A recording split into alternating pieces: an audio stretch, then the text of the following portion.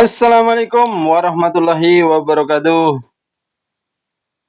Berjumpa kembali bersama saya di kanal Suara Kaki Lima. Gimana kabarnya? Semoga semuanya sehat selalu, makin banyak uangnya. Eh, Sehat terus. Ya, ini suaranya orang-orang kecil, orang yang nggak sekolah. Oke, pada kesempatan kali ini saya akan mengulas satu video ya. Sebenarnya ada beberapa video dari videonya Habib Hussein Bagil. Ini menarik sekali, saya ingin membahas ini udah lama. Eh, tapi sebelum ini ya kita lihat dulu videonya, salah satu videonya ya, karena banyak. Ini saya ambil salah satu videonya, ini mungkin video terbaru, beberapa pernyataan dari Habib Hussein, salah satu pernyataan dari Habib Hussein Bagil tentang makam-makam palsu. Oke, kita lihat saja. Swing. Saya ingin membongkar salah satu skenario busuk orang-orang yang bukan Ahlus Sunnah atau yang kita kenal dengan masyarakat Wahabi. Mereka saat ini lagi melaksanakan operasi hitam atau black ops ya. Mereka membuat situs-situs wali palsu, situs-situs HP palsu, situs-situs makam kiai palsu. Setelah itu mereka akan bongkar. Jadi mereka akan membuat makam palsu, HP palsu, kemudian kiai palsu. Setelah itu mereka bongkar. Nah, mereka framing di masyarakat bahwa lagi marak sekarang makam-makam palsu dan harus dibongkar dengan tujuan makam-makam asli, situs-situs asli akan mereka bongkar. Makam Habib yang asli, kiai yang asli, wali ulama yang asli akan mereka bongkar. Nah, seperti itu. Maka waspadalah. Ya, gimana? Udah dilihat Mbok videonya? eh Sebenarnya awalnya itu saya itu suka dengan Habib ini, Habib Hussein Bagil. Habib Hussein Bagil, Habib Lutfi, karena saya tidak peduli tentang apa namanya, status dia itu Habib atau bukan Habib, saya tidak peduli. Yang waktu itu beliau ini kan termasuk orang yang kalem ya. Cara penyampaiannya dengan Habib Lutfi itu kalem, nggak nggak mangas-mangas gitu, bahasa Indonesia apa mangas-mangas itu, nggak kasar gitu penyampaian bahasanya. Saya termasuk orang yang suka dengan Habib ini. Artinya siapapun mereka lah, entah itu Habib atau bukan Habib, kalau penyampaiannya bagus ya kita lihat penyampaiannya gitu. Cara menyampaikannya juga bagus ya, menyampaikannya bagus ya kita terimalah gitu. Tetapi akhir-akhir ke sini ternyata dari beberapa kesaksian orang-orang yang berada di lingkaran mereka ini, ada pengakuan-pengakuan dari mereka bahwa eh, eh, mereka-mereka berdua inilah yang diantaranya yang menginstruksikan untuk membuat makam-makam palsu. Dikatakan seperti itu. Bahkan Habib Hussein Bagil sendiri dalam satu videonya pernah mendatangi Sunan komplek pemakaman Sunan Bonang waktu itu. Bahkan beliau sempat mengadakan sayembara, barang siapa yang bisa menunjukkan makam palsu di area Sunan Bonang, maka akan diberikan uang hadiah 1 miliar gitu kan. Nah, di dalam perjalanannya beliau waktu itu di videonya itu melakukan mungkin dalam rangka mengunjungi makam Sunan Bonang itu, kemudian membuat narasi di situ bahwa beliau itu mengatakan bahwa 90% dia ikut menguburkan orang-orang yang ada di apa namanya, di dalam makam-makam tersebut yang menurut kabarnya itu wilayah ring satunya, area pemakaman Sunan Bonang, yang konon katanya pemakaman itu adalah pemakaman umum. Di situ ada, apa namanya, ada situs pemakaman Sunan Bonang, tapi di sekelilingnya memang banyak makam gitu. Dan kalau itu benar berarti saya bisa mengambil kesimpulan dan mungkin iya benar bahwa itu adalah pemakaman umum. Hanya saja mungkin ada ring-ringnya, seperti misalnya ring satu itu ya mungkin itu untuk cagar budaya atau situs cagar budaya atau apa gitu. Dan yang saya lihat di video tersebut bahwa banyak batu nisan yang bertuliskan nama-nama Habib gitu di di area ring satunya itu, di area ring satunya. Nah, sehingga saat ini kan kabar mencuat bahwa Habib Husin Bagil ini digugat ke pengadilan karena merusak situs cagar budaya yang ada gitu kan. Kalau tidak salah dengan dakwaan itu.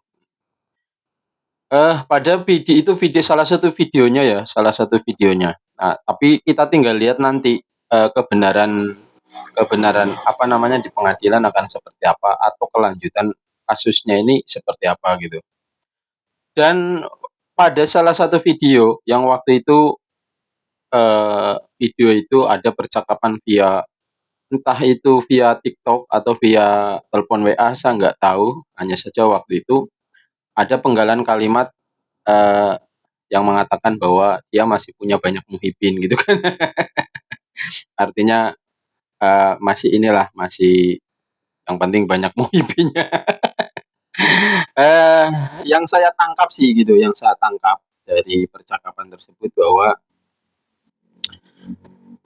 dia masih bisa mengambil mungkin ya, mungkin, yang saya tangkap itu, bahwa dia karena masih banyak muhibinnya, artinya masih banyak dia masih bisa mengambil pengaruh kepada orang-orang pribumi gitu kan, mengambil keuntungan dari orang-orang pribumi, entah apapun itu ya, berupa kehormatan misalnya penghormatan atau apalah sebagainya.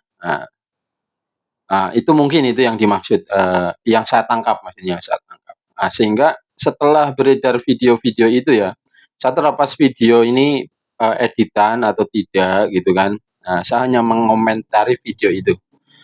Terlepas dari itu semua ya, setelah saya mendapatkan video-video ini dan kemudian di kalau kita apa namanya, selaraskan dengan, temuannya Kiai Imad bahwa Habib ini yang ada di Indonesia ini adalah bukan Dzurriyyah Rasul, para Habib ini ya, yang sebutannya Habib ini bukan Dzurriyyah Rasul gitu. Nah, selaras dari itu, kemudian kan mereka merasa terganggu gitu ya, termasuk kalau saya perhatikan ini termasuk, Habib Husin Bagil itu gitu kan.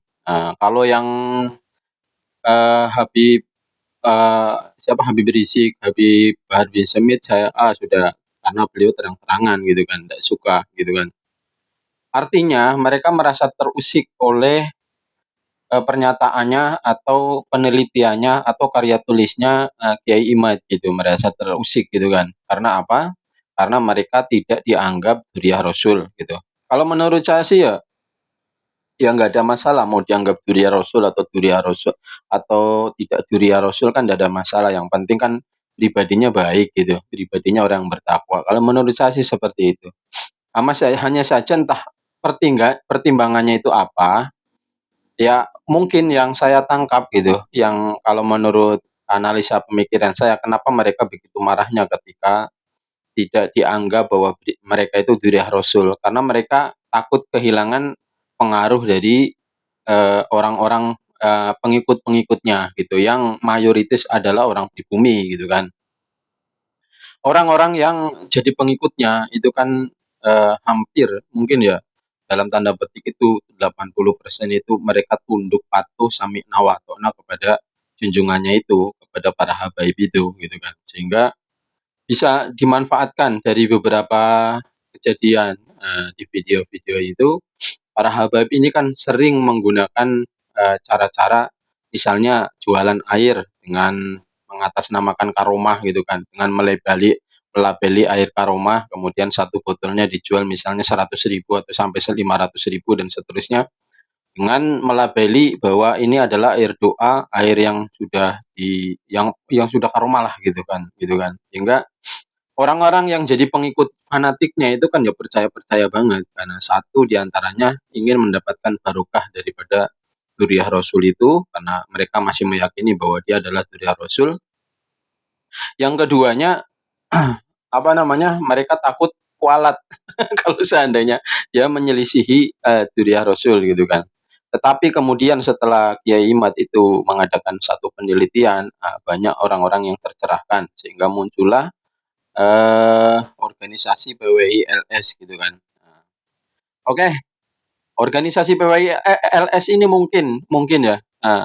Saya kembali ke statementnya ini Habib Hussein Bagil ini ya.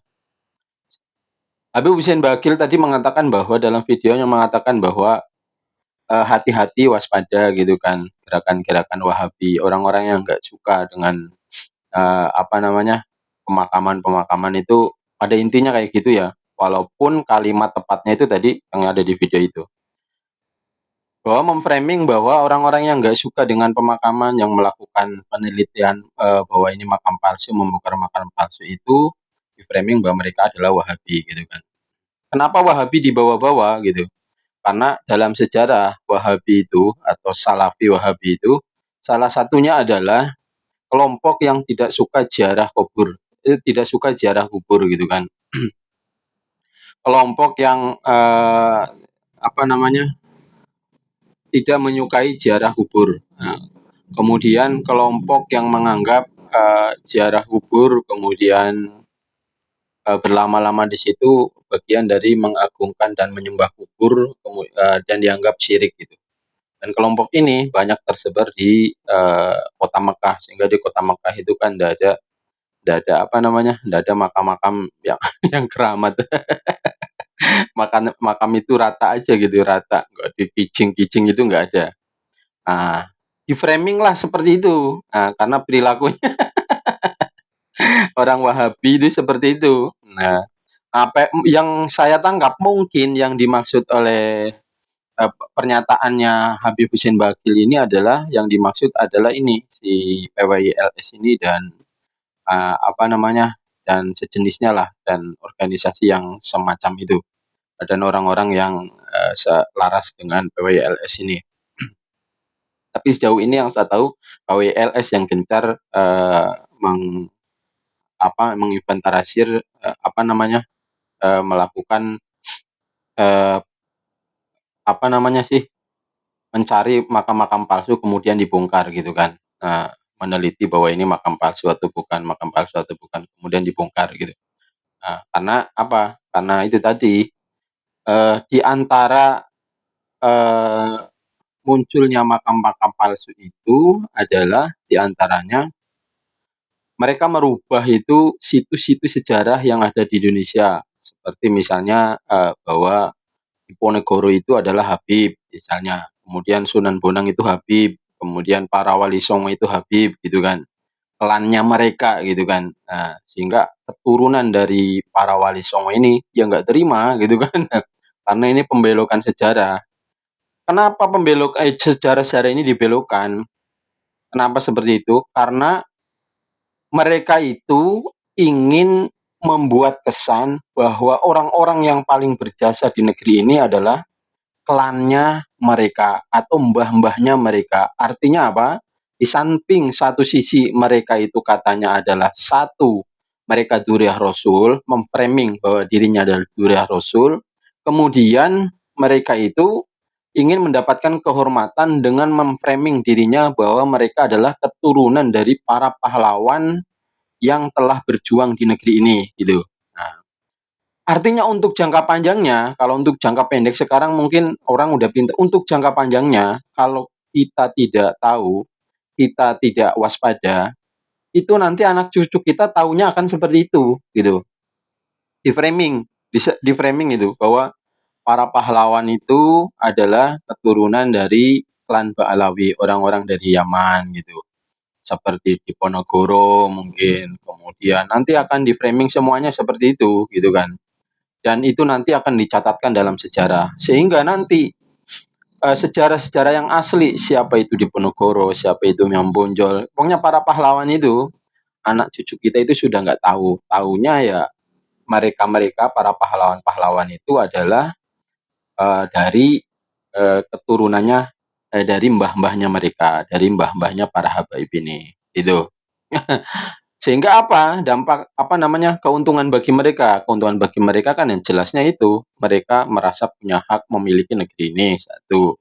Karena mereka mereka ininya pejuang gitu kan, apa namanya, keturunannya pejuang. Yang keduanya, tentunya ada dampak di masyarakat, mereka akan mendapatkan, apa namanya, penghormatan-penghormatan tertentu dari masyarakat-masyarakat yang terprovokasi pemikirannya itu, bahwa sejarah itu seperti yang demikian itu.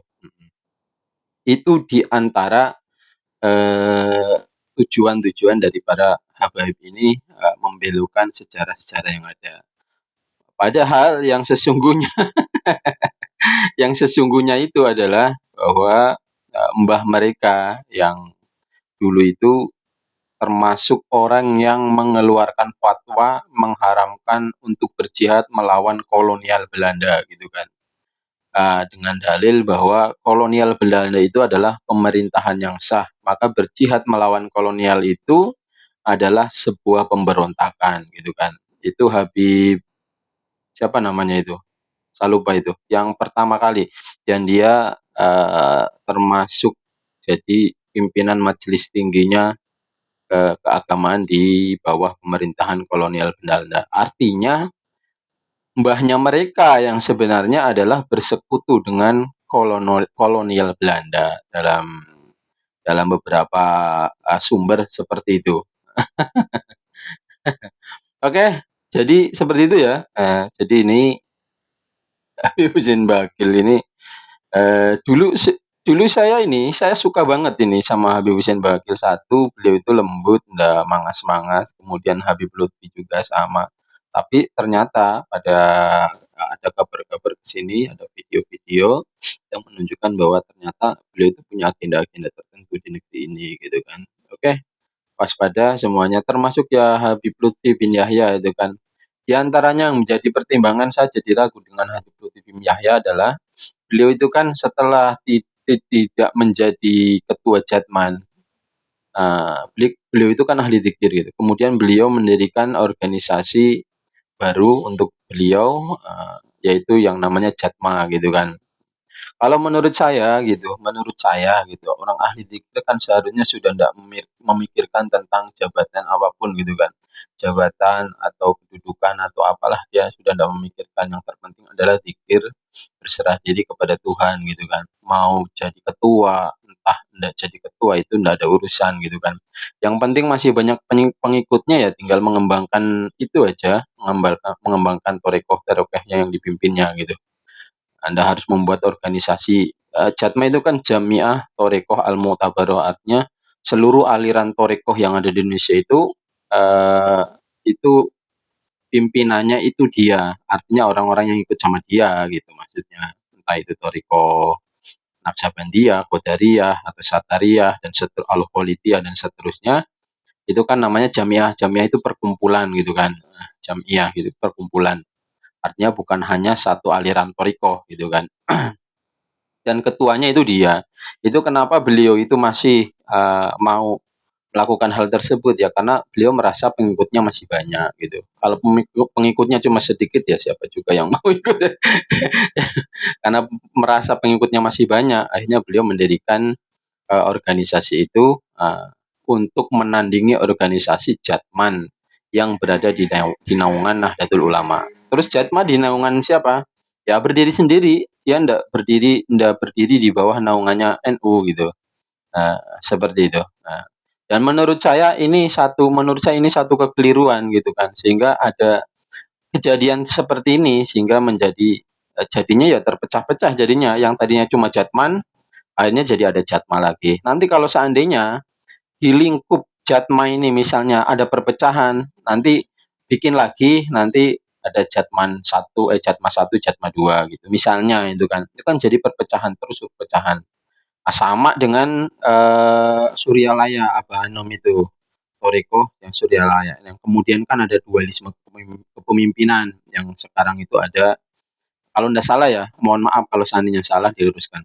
Ada Abah Aus itu yang kemudian oleh mungkin pengurus-pengurus yang lain, kemudian di Abah Aus ini ditetapkan bahwa bukan dari Suryalaya gitu kan. Ya walau alam biswab.